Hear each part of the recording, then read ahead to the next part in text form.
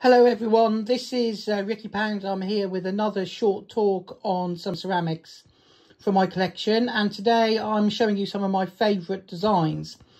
These are known as Master pattern or little table pattern. Again, Meissen, Germany. These all date from around 1735 to 1740 with the exception of the teapot, which is around 1800.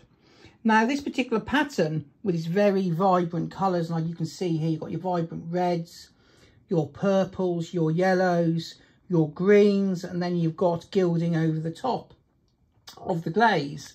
It's very much derived from a style known as kakeyama in Japanese, which usually incorporates very limited palette, but beautiful with birds and various other creatures as well, with these lovely colours.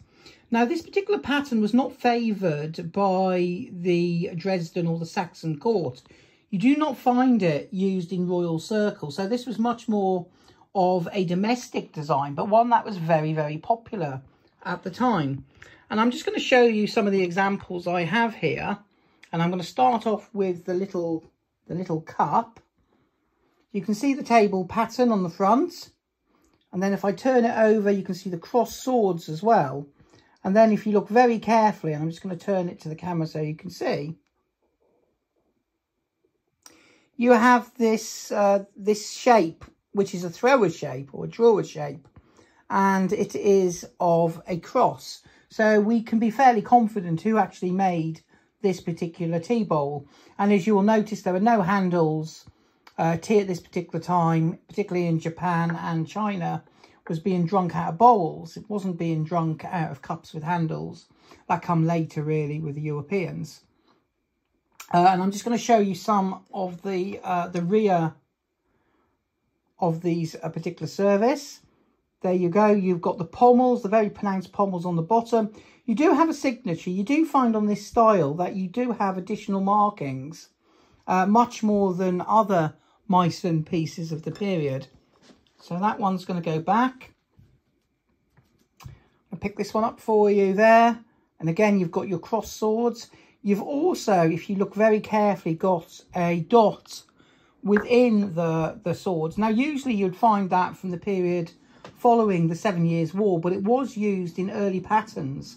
And in particularly this particular style, as I say, based on the kakeyama style, which is the garden pattern style. Now, the next one I'm going to show you. Again, have a look at the very vibrant colours. You can see the gilding over the top. Then I turn it over. And what you see here, apart from the very pronounced pommels on the cross swords, are these three iron red concentric circles. Now, the source for this really comes again from Japanese porcelain, particularly of the 18th century. And it was one of those motifs that were copied by Meissen in the early days. Now, many of you will know that Meissen really did specialise in these kind of Chinese designs, these chinoiserie designs where you've got characters based on Oriental prototypes. And this really falls into the same league. I'm just going to show you the final saucer now, which if I turn around, again, you've got the very pronounced pommels and you've got the triple iron red concentric circles. And to finish off, I'm just going to show you the teapot. This is a later cover, sorry, an earlier cover from about 1750, where you've got the flowers. And then if I turn this over, you can actually see the later cross swords with the star. And also, if you look very carefully, you'll see that the colours are not as pronounced. They're not as bright as those of the earlier garden table pattern. So there you have it, my little collection of Meissen ceramics, C 1735, 1740. There would of course been other types within this pattern. You would have had sugar bowls, for instance, tea caddies. You would have had single and double handled cups, coffee cups, etc. Hot chocolate cups, which I will probably get in the future. Thank you.